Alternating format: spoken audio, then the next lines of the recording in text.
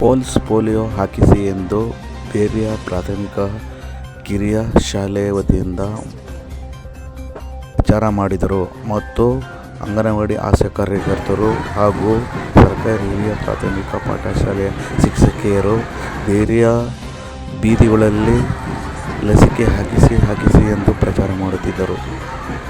ಮೈಸೂರು ಜಿಲ್ಲೆ ಸಾಲಿಗ್ರಾಮ ತಾಲೂಕು ಬೇರಿಯ ಗ್ರಾಮದಲ್ಲಿ ಲಸಿಕೆ ಹಾಕಿಸಿ ಎಂದು ಪ್ರಚಾರ.